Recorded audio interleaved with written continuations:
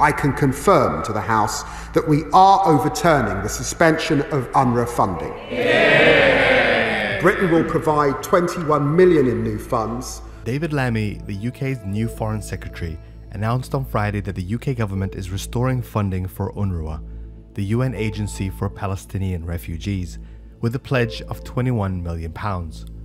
Lammy said that Unrwa is crucial for delivering humanitarian aid into Gaza and for supporting rebuilding efforts in the enclave, particularly once a ceasefire is reached. Mr. Speaker, humanitarian aid is a moral necessity in the face of such a catastrophe, and it is aid agencies who ensure UK support reaches civilians on the ground. Unrwa is absolutely central to these efforts. No other agency can deliver aid at the scale needed. It's already feeding over half of Gaza's population.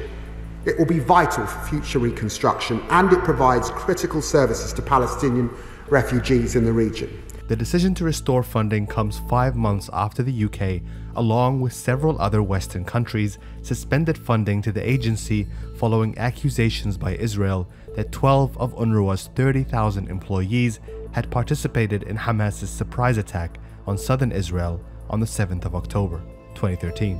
In response to these accusations, the UN commissioned former French Foreign Minister Catherine Colonna to review the allegations and Unrwa's operations. The inquiry concluded in April and found no evidence of wrongdoing by Unrwa staff.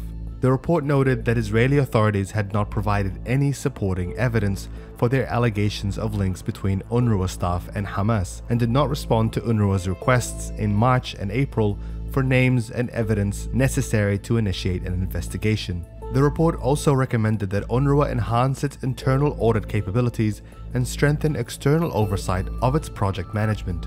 Germany, Australia, Canada, Sweden and Japan were among the countries to restore funding to Unrwa following the report. A source told Middle East Eye in March that around a week after the UK passed its funding to the UN agency, then Foreign Secretary David Cameron acknowledged the decision had been too hasty and was looking for face-saving measures to reverse it.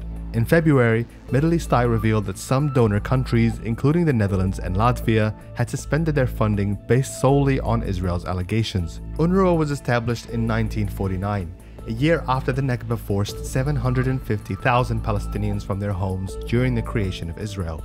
Its aim is to provide healthcare, education, and humanitarian aid to Palestinians in Gaza, the West Bank, Jordan, Syria, and Lebanon.